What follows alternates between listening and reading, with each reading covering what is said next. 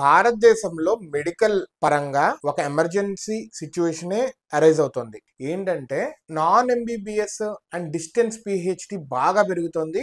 Non MBBS faculty వాళ్ళని ఎక్కువ appoint చేసుకుంటున్నారు కాలేజెస్ లో టీచింగ్ చేయడానికి. అదే విధంగా ఫుల్ టైం జాబ్ ఎక్కడో చేసుకుంటా డిస్టెన్స్ పిహెచ్డి అనేది ఎక్కువ అవుతుంది. ఈ రెండు ఎక్కువైతే ఏమవుతుంది, క్వాలిటీ అనేది డిగ్రేడ్ అవుతుంది. సో నేషనల్ మెడికల్ కమిషన్ వాళ్ళ రెగ్యులేషన్ లో చాలా స్ట్రాంగ్ గా ఈ పిహెచ్డిస్ ఇవ్వటం కానీ, వాళ్ళకి ఎగ్జామినేషన్స్ కండక్ట్ చేయటం కానీ, వాళ్ళ థిసిస్ రివ్యూ చేయటం కానీ ఇవన్నీ జరగాలి. ఎప్పుడైతే డిస్టెన్స్ బిహేవియర్ చేస్తున్నామో అటు పక్క జాబ్ లో కాన్సన్ట్రేషన్ తగ్గించాలా, ఇక్కడ కాన్సన్ట్రేషన్ ఎక్కువ పెట్టాలా. PhD is vigorous and rigorous, ఈ రెండు చాలా స్ట్రాంగ్ గా ఉండాలి. ఇలాంటి క్రిటికల్ ఫీల్డ్స్ లో అది కూడా పేషెంట్ ని మనం చూస్తున్నాము, లేకపోతే ఏదైనా స్పెషాలిటీ ఇన్ హెల్త్ కేర్ లో చూస్తుంటే కనుక టైం ఎక్కువ పెట్టాలి, థీసిస్ కానీ రీసెర్చ్ కానీ చాలా ఎక్కువ చేయాలి. అదే ఫుల్ టైం ఎక్కడో జాబ్ చేసుకుంటా డిస్టెన్స్ చేస్తుంటే కనుక అది తూతూ మంత్రంగానే ఉంటుంది. అండ్ ఇది కరెక్ట్ గా ఎన్ఎంసి వాళ్ళ ఆధ్వర్యంలో జరిగేటట్టే చేయాలి.